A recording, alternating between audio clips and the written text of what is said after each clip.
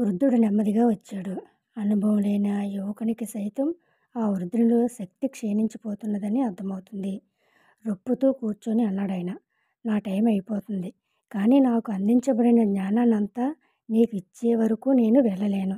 ఇదిగో మీ గురువుగారు ఇచ్చిన ప్రత్యేకమైన బలమైన మూలికల చుక్కలు ఇవి. ఇలాంటి సమయంలో ఉపయోగించడానికి ఇచ్చారాయన. నేను సొమ్మసిల్లి పడిపోయినప్పుడు చనిపోతానేమోనని నీకు భయమేస్తే గనక నా నోట్లోకి బలవంతంగా 6 చుక్కలు వెయ్యి. నేను తేరుకుంటాను. నా కార్యాన్ని నెరవేర్చే వరకు ఈ శరీరాన్ని వదలడానికి నాకు అనుమతి లేదు.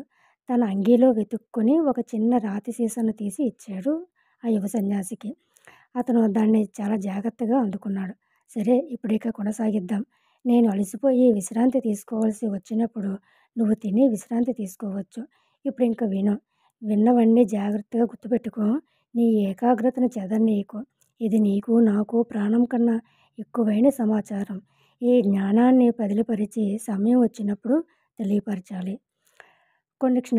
కొన్ని క్షణాలు విశ్రాంతి తర్వాత ఆయన కొద్దిగా కోలుకున్నట్లు కనిపించారు. బుగ్గల్లోకి కొద్దిగా రంగు వచ్చింది. సర్దుకొని సుఖంగా కూర్చొని చెప్పసాగాడు. ఇంతవరకు చెప్పింది నీకు గుర్తు ఉందనుకుంటున్నాను. ఇంకా కొనసాగిద్దాం. వాళ్ళ సంభాషణ మరికొంతసేపు సాగింది. నా ఉద్దేశంలో వాళ్ళు చాలా ఆవేశంగా మాట్లాడుకున్నారు. చివరికి అది ముగిసింది. అప్పుడు చాలామంది అడుగుల చప్పుళ్ళు వినిపించాయి. తర్వాత వినపడిన అడుగుల చప్పుళ్ళు తిండి కోసం వెతుక్కునే పక్షి అడుగులు వేసినంత తేలికగా ఉన్నాయి. మరికొన్ని ఎంతో బరువు మోస్తున్న జడలబెర్రి అడుగుల్లాగా దణదణమంటున్నాయి. నాకు మరీ అర్థం కానిది ఏమిటంటే, కొన్ని అడుగుల శబ్దాలు నాకు తెలిసినంత వరకు మనుషుల అడుగులలా లేవు. కానీ అడుగుల చప్పుళ్ళ గురించిన నా ఆలోచనలకు ఉన్నట్లుండి భంగం కలిగింది. ఒక చెయ్యి నా జబ్బను పట్టుకుంది. కంఠం వినిపించింది. మాతో రా అనేసి. ఇంకో చెయ్యి నా రెండో జబ్బను పట్టుకుంది. ఒక దారి వెంట నన్ను తీసుకువెళ్ళారు. నా కాళ్లకు చెప్పుల్లాంటివి ఏమీ లేకపోవడంతో మేము నడుస్తున్నది లోహపు దారి అని అనిపించింది నాకు. కళ్ళు లేని వాళ్లకు ఇతర గ్రాహ్యాసక్తులు పెరుగుతాయి కదా. మేము ఒక లోహపు గొట్టం గుండా వెళుతున్నామని నాకు అర్థమైంది. కానీ అది ఎలా సాధ్యమో నేను ఊహించలేకపోయాను. వృద్ధుడు ఆగాడు. మర్చిపోయిన ఆ గతాన్ని మనోఫలకం మీద మరోసారి చూడటానికి ప్రయత్నిస్తున్నట్లున్నాడు. మళ్ళీ చెప్పడం మొదలుపెట్టాడు. కొంచెం సేపటికల్లా మేము విశాలమైన ప్రదేశానికి చేరుకున్నాం. ప్రతి ధ్వనులలో వస్తున్న తేడా వల్ల నేను అలా ఊహించగలిగాను. నా ముందర లోహాన్ని క్రింద పడేసిన శబ్దం వినిపించింది. నన్ను తీసుకెళ్లిన వారిలో ఒక అతను ఎంతో వినమ్రంగా మాట్లాడాడు. బహుశా తన పై అధికారితో అనుకుంటాను. కానీ అతను మాట్లాడింది ఏమిటో నాకు తెలియలేదు. ఆ భాష చాలా విచిత్రంగా కిచకిచలాడుతున్నట్లు, పిల్లి కూతలు పెడుతున్నట్లు ఉంది. అవతల నుంచి ఒక ఆజ్ఞ లాంటిది వినబడింది. దానికి జవాబుగా నన్ను ముందుకు తోశారు. నా వెనుక లోహపు ద్వారమేదో ముగిసిపోయింది మెత్తని శబ్దంతో. అక్కడే నిలబడ్డాను. ఎవరో నన్ను కన్నార్పకుండా చూస్తున్నట్లు అనిపించింది. బట్టల గరగరలు వినిపించాయి. ఏదో లాగిన శబ్దం వినిపించింది. ఆ శబ్దాన్ని బట్టి ఇందాక నేను కూర్చున్న సీటు లాంటిదే ఇదని ఊహించుకున్నాను. అప్పుడు సన్నగా ఎముకలు తగిలేలా ఉన్న చేయి ఒకటి నా కుడి చేతిని పట్టుకొని నన్ను ముందుకు తీసుకెళ్ళింది. చూసారా, అతను గుడ్డివాడైనా సరే తనకి ఆ స్పర్శ అలాగా తెలుస్తుందన్నమాట. అతను కాస్త చూస్తున్నట్టు కనిపిస్తుంది. అలాగే శబ్దం బట్టి కూడా తను కుర్చీ దగ్గర కూర్చోననేసి గట్టా అతనికి అర్థమవుతుంది. ఆ వృద్ధుడు కొంచెం సేపు ఆగి నవ్వాడు. అప్పుడు నా ఫీలింగ్స్ని నువ్వు ఊహించగలవా? నేను ఒక నమ్మలేని విచిత్రంలో పాల్గొంటున్నాను. నా ముందు ఏముందో నాకు తెలియదు. నన్ను తీసుకెళ్తున్న వాళ్ళను ఇంకేమీ ఆలోచించకుండా నమ్మాలి నేను.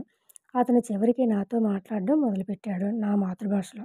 ఇక్కడ కూర్చో అంటూ నన్ను సున్నితంగా తోశాడు. నాకు విపరీతంగా భయం వేసింది. ఒక్కసారిగా నోరు తెరిచాను. మెత్తటి హంసతూలిక తల్పం మీద పడిపోతున్నట్లుగా అనిపించింది. అప్పుడు ఆ సీటు అదేమిటో మరి నన్ను అలవాటు లేని చోట ఎవరో పట్టుకొని చోట పట్టుకుంది. అప్పుడు ఆ సీటు అదేమిటో మరి నన్ను అలవాటు లేని చోట ఎవరో పట్టుకొని చోట పట్టుకుంది. రెండు పక్కల చేతిలో ఏవో మరీ ఉన్నాయి. విచిత్రమైన ఆ మెత్తదనానికి నిద్రపోయినా కింద పడిపోకుండా అవి జాగ్రత్తగా పట్టుకుంటాయి కాబోలు. నా ఎదుట నిలబడి ఉన్న వ్యక్తికి నేను పడుతున్న తిప్పలు చూస్తే నవ్వు వస్తుంది. చాలా బలవంతం మీద నవ్వును ఆపుకుంటున్నాడు. చాలామందికి గుడ్డివాళ్ళు పడే అవస్థకు నవ్వు వస్తూ ఉంటుంది. చాలామంది గుడ్డివాళ్ళు పడే అవస్థకు నవ్వు వస్తూ ఉంటుంది. నీకు క్రొత్తగాను, భయంగాను ఉంది కదూ! అన్నాడు నా ఎదురుగా ఉన్న వ్యక్తి. అది తప్పకుండా తక్కువ అంచనాతో మాట్లాడటమే. భయమేమిటి? నేను హడలిపోతుంటేను. భయపడకు. నీకు ఏ రకంగానూ హాని జరగదు. మా పరీక్షల వల్ల నీకు మంచి జ్ఞాపకశక్తి ఉందని తేలింది. కనుక నీకు సమాచారాన్ని అందివ్వబోతున్నాం. దానిని నువ్వు ఎప్పుడూ మర్చిపోవు. అంతేకాదు, చాలా కాలం తర్వాత నీ దగ్గరికి ఒక వ్యక్తి వస్తాడు. అతడికి ఈ సమాచారాన్నంతా అందజేయాలి నువ్వు. అలాగే అందజేస్తావు కూడా.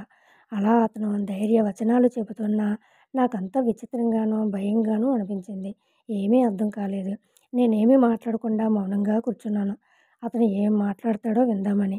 కాసేపటికి అతనన్నాడు, గతాన్నంతా నువ్వు చూడబోతున్నావు. మీ భూలోకం ఎలా పుట్టిందో, మీ దేవతల మూలం ఏమిటో, ఆకాశంలో మీరు చూసే దేవతారథాలు ఎందుకు మండుతూ పోతుంటాయో, ఇవన్నీ కూడా నువ్వు చూడబోతున్నావు ఇప్పుడు అంది ఆ స్వరం. అయ్యా! నేను చూడబోతున్నానని మీరంటున్నారు. కానీ నా కనుగుడ్లు పీకివేశారు. నేను గుడ్డివాణ్ణి గదా! నాకు చూపు లేదు అన్నాను. కోపంగా గొణగటం వినిపించింది నాకు. ఆ తర్వాత సమాధానం కాస్త విసురుగా వచ్చింది. నీ గురించి మాకు అంతా తెలుసు. అసలు నీ గురించి నీకంటే మాకే ఎక్కువ తెలుసు. నీ గురించి నువ్వు ఎప్పటికీ తెలుసుకోలేని విషయాలు కూడా మాకు తెలుసు. నీ కనుగుడ్లు పీకేశారు గానీ ఆప్టిక్ నరం చక్కగా పనిచేస్తుంది. మాకున్న శాస్త్రీయ పరిజ్ఞానంతో ఆ ఆప్టిక్ నరానికి కనెక్ట్‌ని ఇవ్వగలుగుతాము. అప్పుడు మేము నీకు చూపించాలనుకున్నవన్నీ కూడా నువ్వు చూడగలుగుతావు అని చెప్పారు. అంటే నాకు శాశ్వతంగా కంటి చూపు వచ్చేస్తుందా మళ్ళీ అని అడిగాను. రాదు. నిన్ను ఒక కార్యార్థమై ఉపయోగించుకుంటున్నాము. నీకు శాశ్వతంగా కంటి చూపు ఇవ్వటం అంటే మీ లోకానికి అతీతమైన శాస్త్ర పరిజ్ఞానంతో నిన్ను మీ లోకంలోకి వదిలిపెట్టడం అవుతుంది. అలా చేయడానికి మాకు అనుమతి లేదు. ఇంతవరకు మాట్లాడుకున్నది చాలు కానీ నా అసిస్టెంట్‌లను పిలుస్తాను. కొంచెం సేపటికల్లా వ్రేళ్లతో తట్టిన చప్పుడు, దాని తర్వాత లోహాన్ని క్రింద పడేసి జరిపిన శబ్దం వినిపించాయి. ఏవో మాట్లాడుకోవటం వినిపించింది. ఆ గొంతులను బట్టి అందరూ ఆ గొంతులను బట్టి ఇద్దరు వచ్చారు లోపలికని నాకు అర్థమైంది. నేను కూర్చున్న సీటు జరుగుతున్నట్లు అనిపించింది. గబుక్కున లేవబోయాను కానీ లేవలేకపోయాను. కదలలేకపోయాను. వేలు కూడా కదల్చలేకపోయాను. నాకు పూర్తిగా మెలకువ ఉండగానే నేను కూర్చున్న సీటు తేలికగా ఎటు కావాలంటే అటు జరుగుతుంది. ఒక సొరంగం లాంటి దాని గుండా పోతున్నాము. శబ్దాలు వింత వింతగా ప్రతిధ్వనిస్తున్నాయి. చివరికి నా కుర్చీ ఉన్నట్లుండి పక్కకి తిరిగింది. ఏవేవో వాసనలు ముక్కు పుటాలకు తగిలాయి. పళ్ళు బిగించి ఆజ్ఞాపించారు ఎవరో. దాంతో మేము ఆగిపోయాము. నా చంకల క్రింద, కాళ్ళ క్రింద చేతులు వేసి నన్ను సునాయాసంగా పైకి లేపి పక్కకు జరిపి పడుకోబెట్టారు. హడలెత్తిపోయాను. నా కుడి చేతి జబ్బ చుట్టూ ఏదో వెడల్పుగా గట్టిగా చుడుతూ ఉంటే నాకు ఇంకా భయమేసింది. నా జబ్బ మీద ఒత్తిడి ఎక్కువయింది. ఆ కట్టు అంతకంతకు బిగుసుకుంటుంటే నా చెయ్యి వాచిపోతుందని అనిపించింది. ఇంతలో నా ఎడమకాలి చీలమండల దగ్గర చురుక్కుమంది. ఏదో గుచ్చుకున్నట్లు అనిపించింది. అక్కడి నుంచి నా శరీరంలోకి ఏదో ప్రవహిస్తున్న ఫీలింగ్. ఇంకా ఏదో ఆదేశం జారీ అయ్యింది. నా కణతల దగ్గర ఐసులా చల్లగా ఉన్నదేదో తగిలింది. దూరంగా ఏదో తేనెటీగలాగా జుమ్మనే శబ్దం చేస్తుంది. నాకు నెమ్మదిగా స్పృహ పోతుందన్నట్టు అనిపించింది. మిరుముట్లు గొలిపే కాంతి జ్వాలలు కనిపించాయి. ఎరుపు, ఆకుపచ్చ, ఊదా రంగు అన్ని రంగులు కనిపించాయి. నేనప్పుడు కేకలు పెట్టేశాను. నాకు చూపు లేదు కదా! నాకు ఇవన్నీ కనిపిస్తున్నాయంటే నేను నరకంలో ఉన్నానన్నమాట. ఆ దెయ్యాలు నన్ను హింసించడానికే సిద్ధం చేసుకుంటున్నాయన్నమాట. ఏదో కూచుగా ఉన్నదానితో పొడిచిన నొప్పి కలిగింది. నిజానికి పొడిచింది కేవలం చిన్న సూదితోనే. ఆ తర్వాత నా భయం తగ్గిపోయింది. ఇంక నేను దేనినీ పట్టించుకోలేదు. నా మాతృభాషలోనే నాతో మాట్లాడుతూ ఒక స్వరం వినిపించింది. భయపడకు. మేము నిన్నేమీ గాయపరచం. నువ్వు చూడగలడానికి వీలుగా మేము సర్దుతున్నాం అంతే. నీకు ఇప్పుడు ఏ రంగు కనిపిస్తుంది? నేను భయం మర్చిపోయి నాకు కనిపిస్తున్న రంగుల పేర్లు చెప్పుకుంటూ పోయాను. ఎరుపు, ఆకుపచ్చ అంటూ ఉన్నట్లుండి ఆశ్చర్యంతో కేక పెట్టాను. నేను చూడగలుగుతున్నాను. కానీ కనబడుతున్నది ఏమిటో నాకు అర్థం కావటం లేదు. అంతా విచిత్రంగా ఉంది అది అనేసన్నారు. వర్ణించనలవి కాని దానిని ఎవరైనా ఎలా వర్ణిస్తారు? వర్ణించనలవి కాని దాన్ని ఎవరైనా ఎలా వర్ణిస్తారు? కనబడుతున్న దాన్ని వర్ణించడానికి భాషలో తగిన పదాలు లేనప్పుడు, మాటలు చాలనప్పుడు, భావం కలగనప్పుడు ఇతరులకు ఏం వర్ణించగలుగుతాం ఎవరైనా? ఇక్కడ మనకు టిబెట్‌లో దేవుళ్ళని గురించి, దెయ్యాలను గురించి చెప్పుకోవటానికి కావలసినన్ని పదాలున్నాయి. కానీ దేవుళ్ళ పనులను, దెయ్యాల పనులను వర్ణించాలంటే ఏ పదాలను ఉపయోగించాలో, ఏం చెయ్యాలో, ఎలా చెప్పాలో, ఎలా చిత్రీకరించాలో నాకు తెలీదు. చూశానని మాత్రమే చెప్పగలిగాను. అయితే నా శరీరంలో నుండి నేను చూడటం లేదు. ఎందుకంటే నన్ను నేను చూడగలుగుతున్నాను. అది చూస్తుంటే నన్ను నేను సమాయత్తపరుచుకోవటం కష్టంగా ఉంది. ఇలాంటి అనుభవం మరెన్నడూ రాకూడదు అనుకున్నాను. అది నన్ను కృంగతీస్తుంది. అసలు మొదటి నుంచి మొదలుపెడుతున్నాను. మొదటి నుంచి మొదలుపెడతాను. ఆ గొంతులో ఒక గొంతు నన్ను అడిగింది.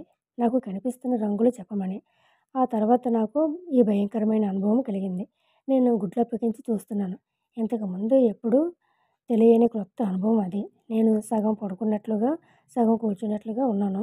ఒక లోహపు పలక పైన జాగిలపడినట్లుగా పడుకొని ఉన్నాను. ఆ పలక ఒకే ఒక స్తంభం మీద ఆధారపడి నిలబడి ఉన్నట్లు కనిపిస్తుంది. నాకు ఒక క్షణం భయం వేసింది.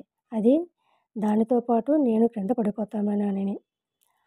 అక్కడి పరిసరాలు చాలా శుభ్రంగా ఉన్నాయి. అంతా శుభ్రంగా ఉండటం నేనెప్పుడూ చూడలేదు. అంత శుభ్రంగా ఉండటం నేనెప్పుడూ చూడలేదు అనేసి అనుకుంటున్నాను. అక్కడి గోడలు ఏదో మెరిసే లోహంతో తయారయ్యాయి. చిన్న మరక కూడా వాటి మీద లేదు. ప్రశాంతంగా, ఆనందంగా కనపడే ఆకుపచ్చ రంగులో ఉన్నాయవి.